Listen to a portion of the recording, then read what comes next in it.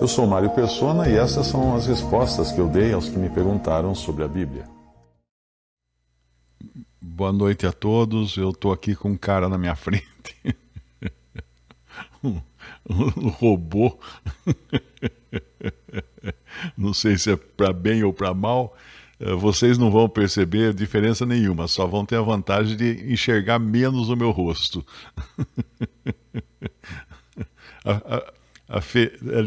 Liguei. A feiura vai ficar desfalcada aqui.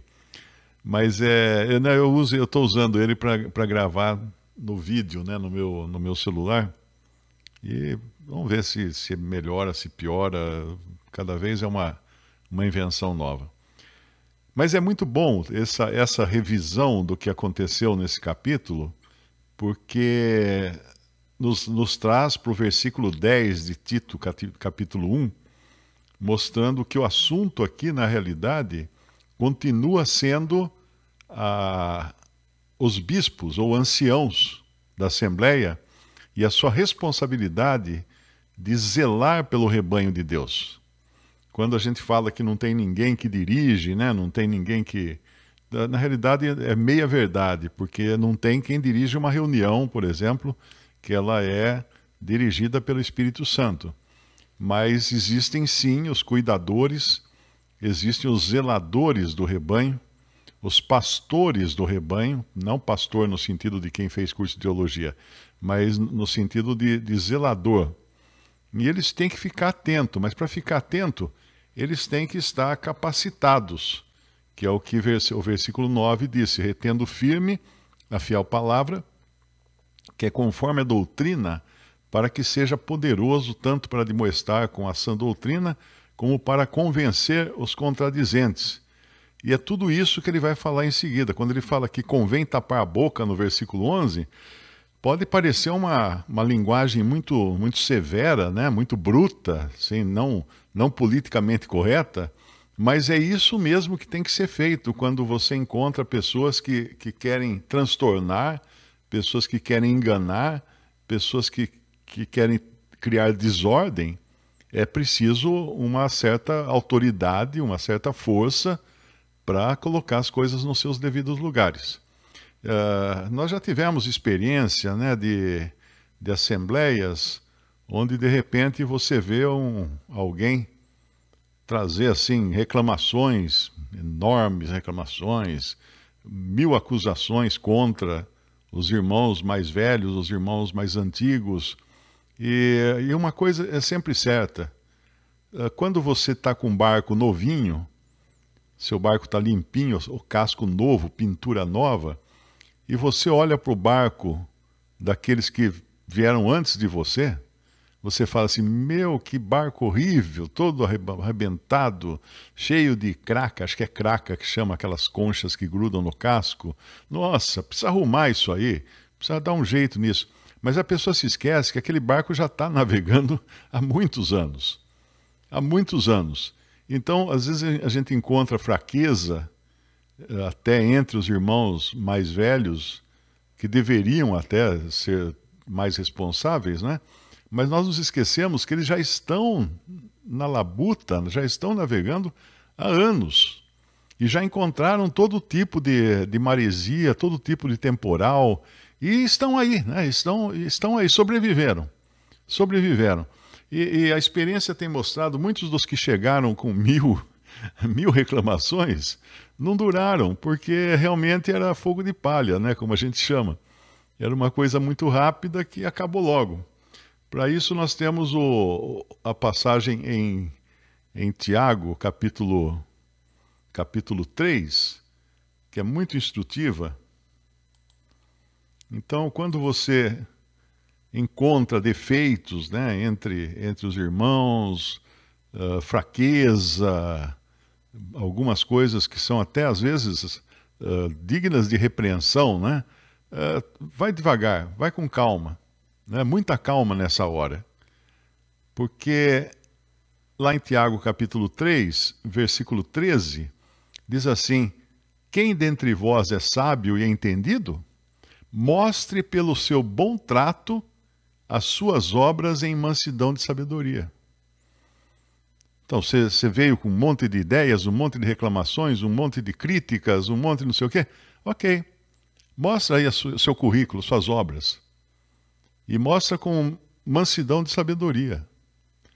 E ele continua, mas se tendes amarga inveja e sentimento faccioso em vosso coração, não vos glorieis nem mintais contra a verdade. A gente pode falar assim, mas como cristão tem inveja? Tem. Tem. E isso a gente vê acontecer também. Muitos, às vezes, invejam outros irmãos porque estão assumindo um determinado ministério da palavra, ou porque estão viajando, visitando assembleias, ou coisa assim.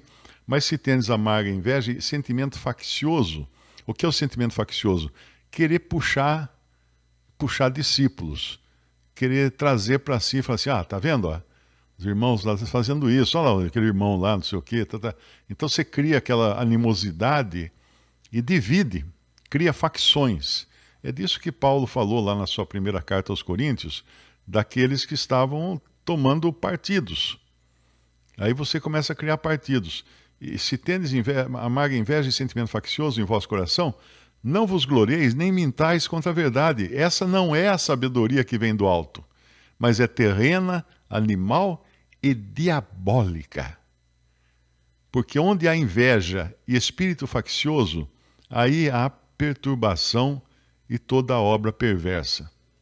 Mas a sabedoria que vem do alto, que do alto vem, é primeiramente pura, depois pacífica, moderada, tratável, cheia de misericórdia e de bons frutos, sem parcialidades, sem hipocrisia. Ora, o fruto da justiça semeia-se na paz para os que exercitam a paz.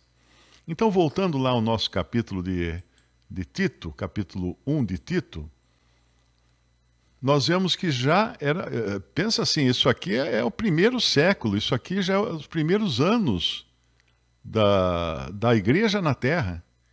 E o que tem no meio deles? Muitos desordenados. O que são desordenados? Pessoas que não têm controle, pessoas que não sabem manter uma ordem, não sabem manter o respeito. Então, os desordenados, faladores, é quem quer criticar. Vamos ver se vamos ler outra passagem, outra versão aqui. O desordenado está insubordinados, pauradores frívolos. Bom, acho que não é uma linguagem que a gente use modernamente, né? Enganadores, especialmente os da circuncisão. Então já estava havendo tudo isso no começo da Assembleia. Se a gente acha que 2000 anos depois nós temos problemas, é só olhar aqui, olha o que eles estavam vivendo. Para isso, Paulo precisou deixar Tito em Creta, para ele visitar as diferentes assembleias e com autoridade apostólica, porque só os apóstolos tinham essa autoridade, estabelecesse presbíteros ou bispos ou anciãos de cidade em cidade. Para quê? Para pôr ordem na bagunça. Então, existe sim aqueles que zelam pelo rebanho e eles devem ser respeitados. Eles não podem zelar pelo rebanho como tiranos, né? Quando você tem um homem só, querendo se colocar na posição de líder, e aí você cai naquilo que tem naquela carta de João, Diótrefes. Você tem um Diótrefes, né? Que ele quer, tudo tem que passar pela mão dele. Se não for o que ele quer, não funciona. Eu me lembro até uma vez um recém-convertido, né? Ele veio de uma denominação bastante legalista, e ele falou uma frase para mim, no dia que nós encontramos pela primeira vez, a respeito de alguém que tinha pedido o lugar à mesa e estava aguardando ser recebido, e ele falou para mim assim, não, lá é assim, se eu não aceitar, não parte o pão. Se eu não... Como? Eu falei para ele, escuta, que é isso? Se você... Quem é você? Você saiu da denominação, a denominação não saiu de você, você está criando a coisa como se fosse dentro de um sistema religioso onde você é o líder, não é? Então, isso aí não é fruto de uma experiência, isso aí não é fruto daquilo que fala lá em Tiago 3,13, dentre vós é sábio, entendido, mostre pelo seu bom trato as suas obras em mansidão. Deixa eu ver o casco do seu barco, como é que está. Está novinho em folha? Foi lançado agora no mar? Então, peraí, então respeite aqueles barcos que estão com o casco mais batido, mais raspado, cheio de cracas e marcas e tudo mais, porque eles passaram por experiências que você não passou ainda. Por isso que é importante respeitar. Eu acho que é em Hebreus que vai falar isso, né? Hebreus vai falar, Hebreus capítulo 13, no versículo 7, lembrai-vos dos vossos pastores ou vossos guias, que vos falaram a palavra de Deus, a fé dos quais imitai, atentando para a sua maneira de viver.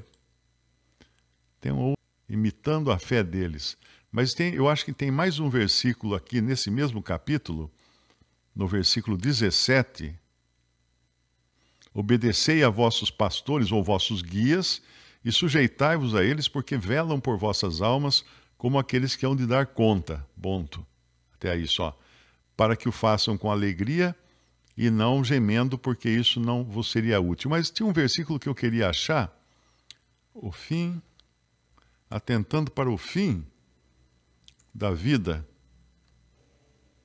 É, o versículo 7 mesmo. O versículo 7. A outra, na tradução atualizada, Hebreus 13, 7, diz assim: lembrai-vos dos vossos guias, os quais vos pregaram a palavra de Deus, considerando atentamente o fim da sua vida, imitai a fé que tiveram. Eu gosto dessa tradução porque eu acho que ela é até parecida com a King James. Porque ela fala de uma carreira terminada. Então, quando você vê algum irmão que teve uma carreira, terminou uma carreira e realmente era exemplar, respeita a fé dele, imita a fé dele. Lembre-se de que ele já passou por várias tempestades e ficou em pé aí, está firme aí, né? Tá forte, tá no caminho certo. Então eu acho bom entender que esse final do primeiro capítulo de Tito, ele tem tudo a ver com os anciãos e qual o papel que eles têm. Então eles têm, primeiro, porque há muitos desordenados, Tito 1,10. Então eles têm que saber ordenar, saber colocar em ordem.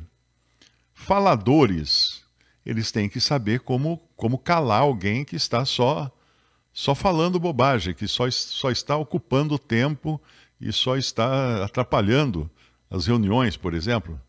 Às vezes você encontra um irmão que acaba atrapalhando a reunião, porque ele fala e nunca dá oportunidade a ninguém de falar, né? Vãos, ou seja, fazem coisas vãs, e enganadores. Agora ele vai deixar claro de que classe de pessoas ele está falando aqui. Principalmente os da circuncisão. Quem eram os da circuncisão? Eram aqueles judeus convertidos ou simplesmente professos que estavam invadindo as igrejas, né, as assembleias, e querendo que os cristãos se circuncidassem e guardassem a lei para serem salvos. Então era preciso barrar esse movimento. E isso acontece, a gente quando lê lá em Atos, né, eles fazem até uma reunião em Atos, quando Paulo vai a Jerusalém, porque estava acontecendo isso entre os cristãos, alguns da circuncisão, deturpando, corrompendo a fé dos irmãos. E aí no versículo 11, aos quais convém tapar a boca. É claro que não é no tapa, né? Mas realmente tem que deixar claro que a coisa tem ordem ali, não é? Homens que transtornam casas inteiras. Isso aqui mostra o espírito de uma pessoa assim, que ele não para só na assembleia de querer atrapalhar ou corromper o pensamento e as ideias dos irmãos. Ele quer entrar na família, ele quer atrair, levar o seu erro para dentro das casas. Isso fala também em 2 Timóteo, capítulo 3, quando fala dos homens dos últimos dias. Esses últimos dias da cristandade. É muito importante entender isso. Quando fala que haverá tempos trabalhosos, 2 Timóteo 3:1, porque haverá homens amantes de si mesmos, avarentos, presunçosos, soberbos, blasfemos, desobedientes a pais e mães, ingratos, profanos, sem afeto natural, irreconciliáveis, caluniadores, incontinentes, cruéis, sem amor para com os bons, traidores, obstinados, orgulhosos, mais amigos dos deleites do que amigos de Deus. Quando você lê isso, assim, ele está falando da penitenciária, né? Isso aqui é tudo dos criminosos que estão presos lá. Não, não. Versículo 5 diz: tendo aparência de piedade, mas negando a eficácia dela, desses afasta-te. Então isso aqui é cristandade. Isso aqui estava dentro das igrejas já, corroendo lá. E aí ele vai, então no versículo 6, ele vai dizer que porque deste número são os que se introduzem pelas casas e levam cativas mulheres nécias, carregadas de pecados, levadas de várias concupiscências. Então eles entravam, eles não agiam só na Assembleia, eles iam corromper a mente das pessoas na casa delas, como fala no nosso capítulo aqui de Tito, esses homens que transtornam casas inteiras, ensinando o que não convém por torpe ganância, para ganhar. É para ganhar din-din, né? Não precisa nem dizer que você se ligar à TV, você já vai encontrar meia dúzia desses pedindo dinheiro na TV. Vendendo carnê, vendendo sal do mar Morto, vendendo água do Rio Jordão, azeite. Não sei onde foi aí que alguém mandou analisar o azeite santo lá que vendia numa igreja, era óleo de soja, não tinha nada de azeite de oliveira, do Monte das Oliveiras, conversa mole, era óleo de soja. Então, para que tenha essa ordem, tem que ter sim irmãos firmes na verdade, bem estabelecidos na verdade. Agora isso é uma responsabilidade deles também, dos irmãos se estabelecerem na verdade, se firmarem, ler a palavra, orar, conhecer mais da sã doutrina, para terem como responder a esses ataques que já aconteciam no primeiro século e hoje então a enipotência, né? Hoje a coisa descambou bastante.